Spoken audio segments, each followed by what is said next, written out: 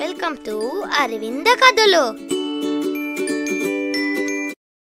ఒక ప్రశాంతమైన గ్రామంలో హాయిగా ఉండే చిన్న ఇంట్లో ఒలివర్ అనే అబ్బాయి ఉండేవాడు. ఒలివర్ మంచి చురుగ్గా తెలివిగా ఉండే అబ్బాయి. అతను ఎక్కువగా కొత్త విషయాల గురించి అన్వేషించడానికి మరియు ప్రశ్నలు అడగడానికి ఇష్టపడతాడు.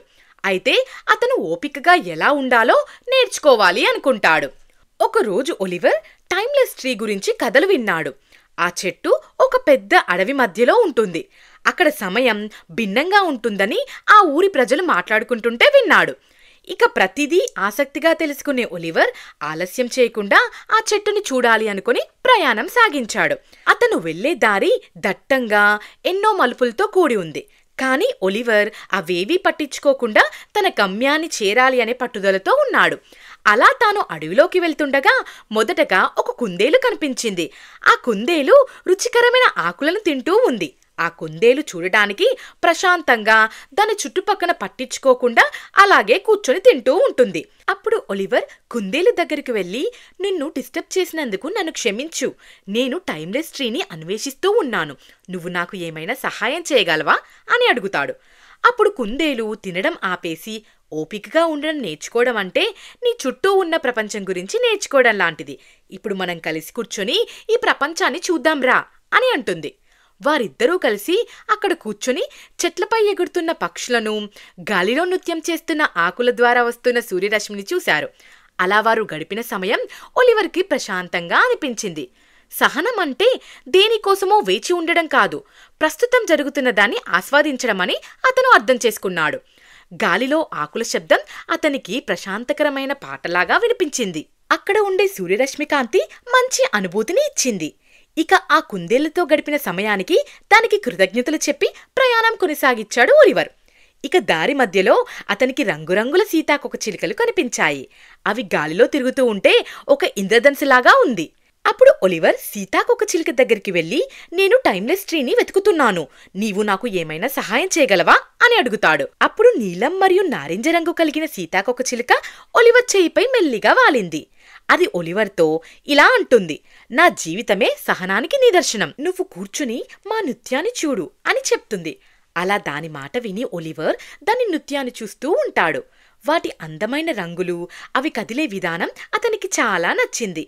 ఓర్పు అంటే ప్రయాణాన్ని ఆస్వాదించడమే తప్ప వేచి ఉండడం కాదని అతను నేర్చుకున్నాడు.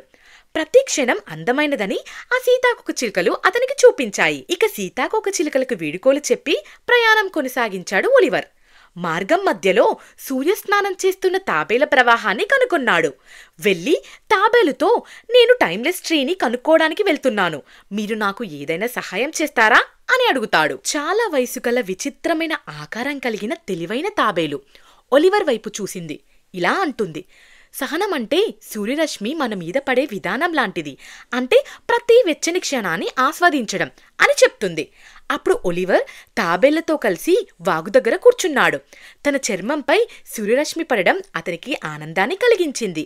కష్టకాలం గడిచిపోయే వరకు వేచి ఉండడమే కాదు, జీవితంలోని సరళమైన విషయాలను ఆస్వాదించడమే సహనం అని అతను నేర్చుకున్నాడు. ఇక అతను ప్రయాణాన్ని కొనసాగిస్తుండగా అతనికి ఒక వాగు శబ్దం వినిపించింది. అది ఒక లాలిపాటలా ఉంది. ఇక ఆ వాగు టైమ్లెస్ ట్రీ గురించి అతనితో మాట్లాడింది.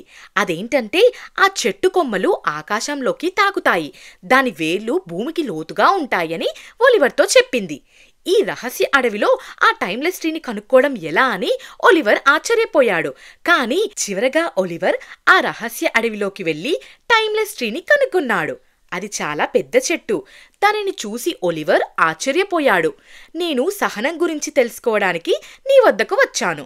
నువ్వు నాకు సహనాన్ని నేర్పించగలవా అని అడుగుతాడు.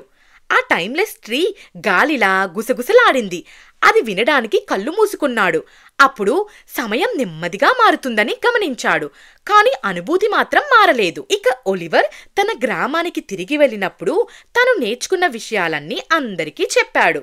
సహనం అంటే వేచి ఉండటమే కాదు, వర్తమానాన్ని ఆస్వాదించడం, ప్రయాణంలో ఆనందాన్ని కనుక్కోవడం, సరళమైన విషయాలని ప్రేమించడం అని అతను అందరికీ చెప్పాడు.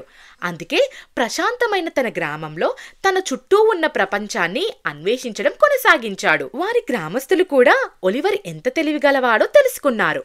వారు కూడా ప్రపంచాన్ని కొత్త మార్గంలో చూడడం మొదలుపెట్టారు. సహనం అంటే కేవలం ఒక పాఠం కాదని, అది మన చుట్టూ మారుతున్న ప్రపంచానికి అనుగుణంగా జీవించే మార్గమని ఈ కథ గుర్తు చేస్తుంది.